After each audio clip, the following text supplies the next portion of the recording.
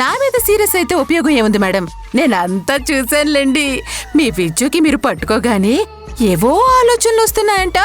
ఎవరో పట్టుకున్నట్టు గుర్తొస్తుందంట కదా. మీరు ఒప్పుకోకపోయినా భారత్ గారికి గుర్తొచ్చేది మాత్రం ఖచ్చితంగా చంద్రికే మేడం. కొట్టుకోండి మేడం. ఏదో నాకు తెలిసింది చెప్పాలనుకున్నాను, చెప్పాను. మీరు మరీ అలా సీరియస్ అయిపోయి నా చెంపను పగలగొట్టకండి. అయినా నా చెంప పగలు కొడితే మాత్రం మీరు అనుకున్నది జరుగుతుందా చెప్పండి? ఎందుకు జరగదు నీరజ? ఎందుకు జరగదు? ఎలా జరుగుతుంది మేడం? ఇందాక మీరన్నారే కెమిస్ట్రీ అని, అది ఒకళ్ళు చెప్తే రాదు మేడం. ఇద్దరు మనుషుల మధ్య అనుకోకుండా అలా క్రియేట్ అయిపోతుంది. దాన్ని కెమిస్ట్రీ అంటారు. మీరా బలవంతంగా ఎదుటి వాళ్ళని మన వైపుకి తిప్పుకోవాలని ఆలోచిస్తేనో, యాక్సిడెంట్ చేసి మనుషుల్ని మాయ చేసేసి వాళ్ల మైండ్ పోగొట్టేలా చేసి వాళ్ల మైండ్లో మనం బలవంతంగా వెళ్లాలని ప్రయత్నిస్తేనో మన మీద ప్రేమ పుట్టదు మేడం. దానంతటా అదే పుట్టాలి. దాన్నే కెమిస్ట్రీ అంటారు. ఇప్పుడు చూడండి, మీరు ఇంత ప్లాన్ చేశారు, ఏమన్నా వర్కౌట్ అయిందా? మీరు ఎంత ప్రేమగా దగ్గరికి వెళ్ళినా కూడా భారత్ గారు ఏమంటున్నారు? దూరంగా ఉండు అని చెప్తున్నారు. మీరు పట్టుకుంటే చంద్రిక గుర్తొస్తుంది. ఇప్పుడు ఇలాగే ఇంకో 2 సార్లు మీరు కామంతో పోయి కౌగిలించుకున్నారనుకోండి, ఖచ్చితంగా అతనికి చంద్రిక జ్ఞాపకం వస్తుంది. గతం అంతా ఫ్లాష్ బ్యాక్ లో రివైండ్ చేసి మొత్తం అంతా గుర్తు చేసుకుంటారు. ఆ తర్వాత మిమ్మల్ని ఇక్కడ పీకితే ఎక్కడికి పోయి పడతారో మీకే తెలియదు మేడం. ఇదైతే కన్ఫర్మ్.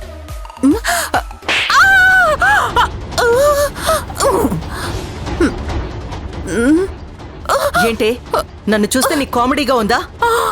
ఎందుకు మేడం నన్ను కొడతారు? ఉన్నమాటే కదా చెప్తున్నాను. ఇప్పుడు మీరు పట్టుకుంటే ఆయనకి ఏవో జ్ఞాపకాలు వస్తున్నాయి. మీరు ఇంకొంచెం అప్రోచ్ అయ్యారనుకోండి, ఖచ్చితంగా భారత్ గారికి చంద్రిక గుర్తొచ్చేస్తుంది.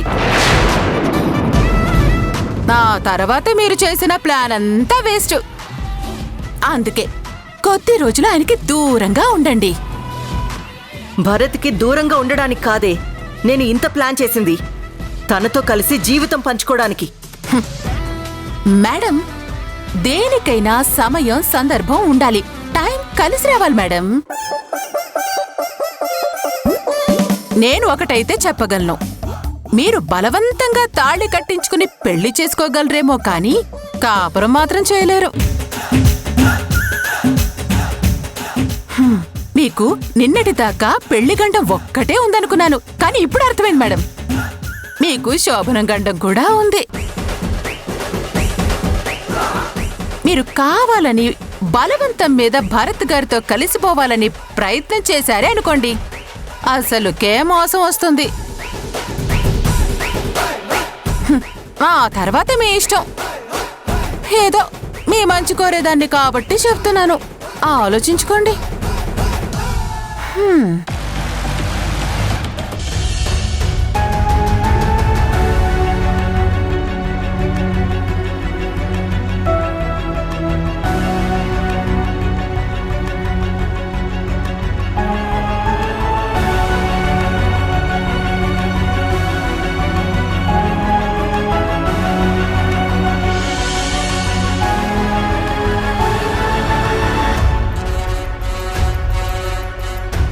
చంద్రిక గారు, సార్ పిలుస్తున్నారు.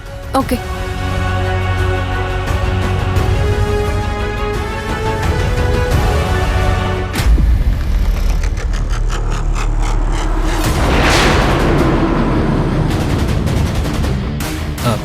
మీరా? సరే కూర్చోండి.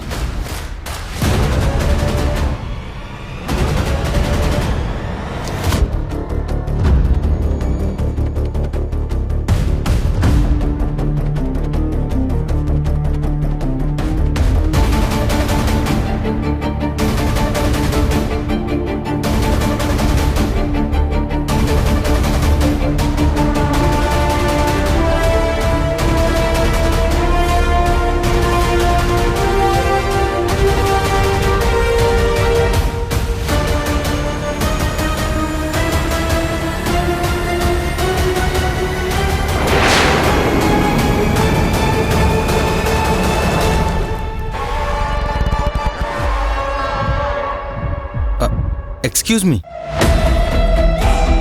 ఏంటి వెళ్ళిపోతున్నారేంటి? నాకు తెలుసు మీరు నాకు ఉద్యోగం ఇవ్వట్లేదు అని. మీతో ఇంకెక్కువ మాట్లాడడం కూడా నాకు ఇష్టం లేదు. ఎక్స్క్యూజ్ మీ, ఒక్క నిమిషం ఆగండి. ఈ జాబ్కి కావాల్సిన అన్ని క్వాలిఫికేషన్స్ మీకున్నాయి. అలాంటప్పుడు ఇంటర్వ్యూ ఫేస్ చేయకుండా అలా వెళ్ళిపోవడంలో అర్థం లేదు కదా. ఇంటర్వ్యూ ఫేస్ చేయండి. అవసరం లేదు. నేను ఒకవేళ ఇంటర్వ్యూ అటెంప్ట్ చేసినా మీరు నాకు జాబ్ ఇవ్వరు. పొద్దున జరిగిన గొడవని మీరు మైండ్లో పెట్టుకున్నారని నాకు అర్థమైంది. దానికి దీనికి సంబంధం లేదండి. అది మన ఇద్దరి పర్సనల్ గొడవ. ఇది మన ప్రొఫెషన్కి సంబంధించింది. మీరు ఇంటర్వ్యూకి ఎలా వచ్చారో నేను కూడా ఇంటర్వ్యూ చేయడానికి అలాగే వచ్చాను. సో కూర్చోండి.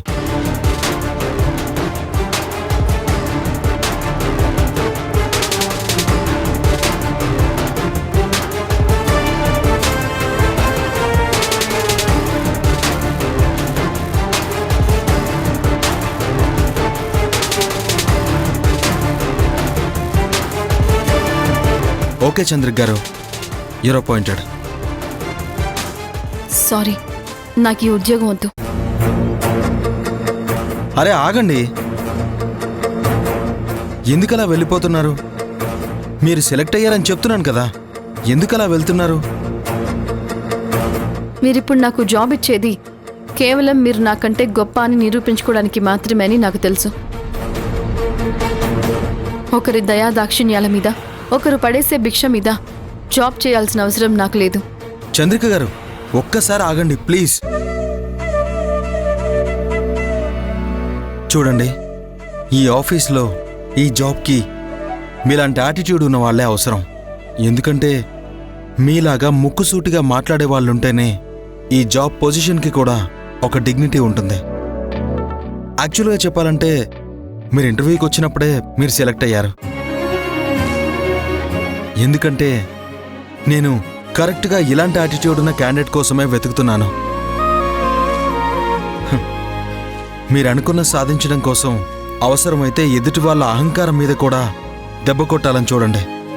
అది బాగా నచ్చింది. యాక్చువల్గా ఈ జాబ్కి కూడా అదే అవసరం. సో మిమ్మల్ని డిమాండ్ చేయడం లేదు, ఒక రకంగా రిక్వెస్ట్ చేస్తున్నాను. ప్లీజ్ జాయిన్ అవ్వండి. Thank you sir, thank you. Sir కాదు, I'm Bharat. Call me Bharat.